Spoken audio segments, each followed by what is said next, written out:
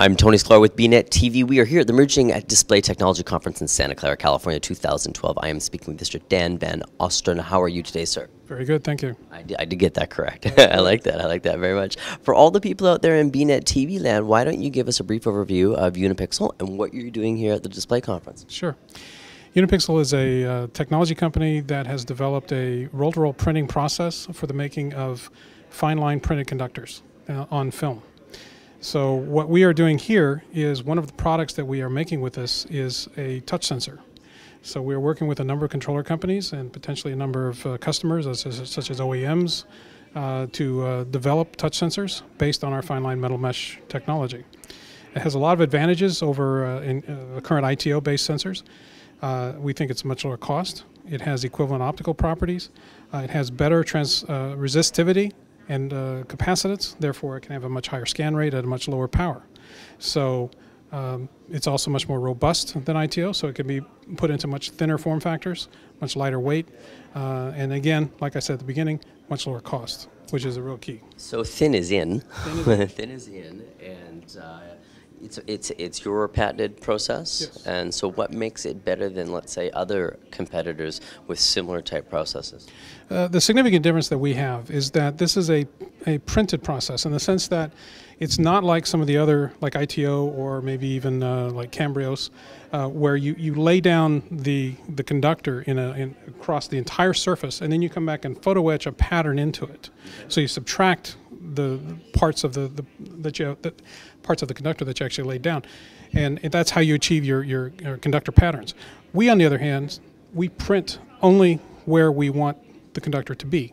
So it has no photolithography involved. It's the conductor is deposited as the original pattern, and we can go very fine lines. We're down to 5-micron lines on the sensor, or the actual touch sensor area. The connector, what we call the bezel traces, is 20 to 30 micron traces, very, very thin. So we can do like a 15:6 type display with maybe a 3 to 4 millimeter bezel on the edge. So it's very, very small. And what about on the reverse side? What about how big can you make them? How big can you make the plane? Today, with the equipment that we have in house, we can do up to 23-inch diagonal displays. Okay. We are in the process of acquiring an additional set of equipment that should allow us to do up to 42-inch type displays by this time next year. And so inevitably, you can see the technology being placed in anything from cell phones to laptops to tablets to all-in-ones to monitors on desktops. I mean, ultimately even televisions and beyond. So it's any display technology that you can think of this would apply to, as well as many other applications that don't require display technologies. You know, touch grids for like the digitizer tablets. Right. We also could print EMI RFI shields. Okay. That not typically a display application. But it can also be put in the display application to shield the touch sensor from the noise from the LCD. Many other RFID as an example. RFID would be a great example, and then wrapping too. Obviously, much cheaper than a lot of the other technologies much that more are flexible. Yeah.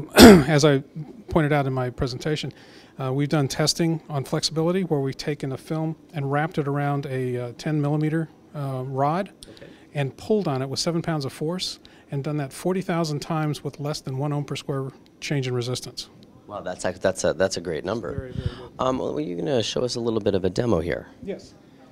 A couple things I have here. One is we have a 10.1-inch touch sensor that's connected to this computer, so as I touch it, you'll see the fingers pop up on the display. This can do 10 simultaneous touches. It can do pen input. It can do palm rejection, as well as pen input and finger simultaneously. And I'll show that to you. So you can see 5 fingers. Come on the other side here. Hang on one second. Just take this off this way. Yeah. Hand hold that. Yep.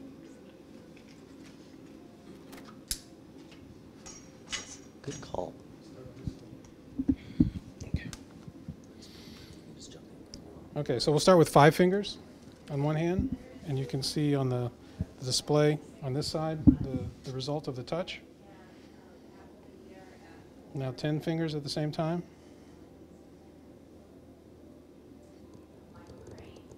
You can see a very fast response time. It also supports pen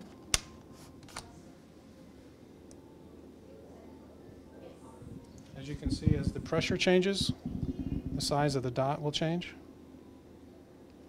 It also does hover. As you can see, I'm not touching the screen, and it's still tracking the pin. A very fine precision. The interesting thing here is that even though I put fingers down, it still tracks the pin.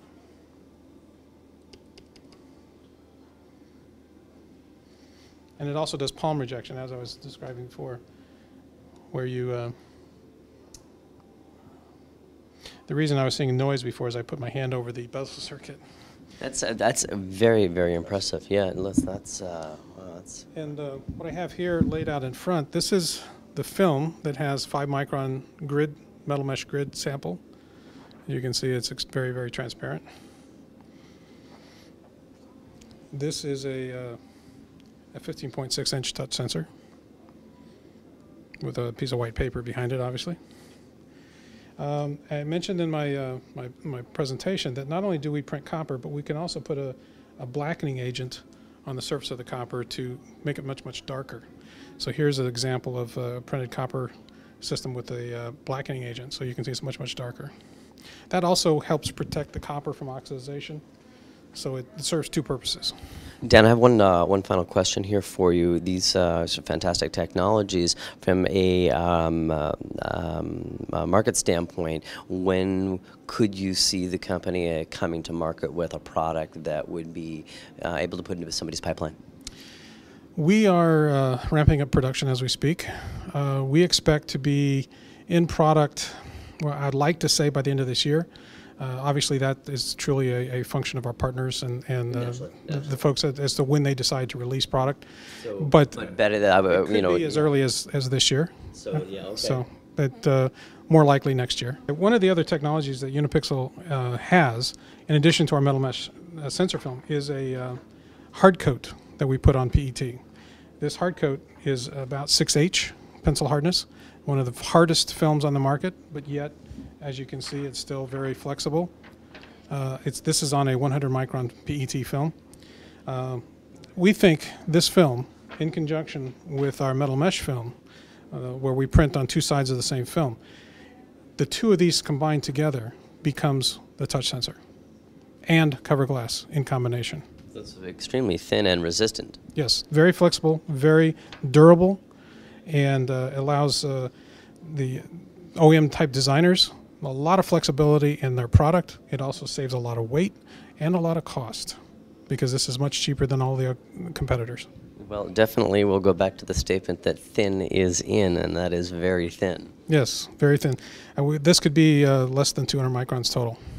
That is thin. Yes. Fantastic. Dan, thanks very much for taking the opportunity to speak with us here today at the Emerging Display Technology Conference. I hope we get a chance for an update again in the future. You're well positioned in the market space. Thank you very much. I've been speaking with Mr. Dan Van Ostrand of UniPixels here in Santa Clara, California, 2012. I'm Tony Sklar with BnetTV.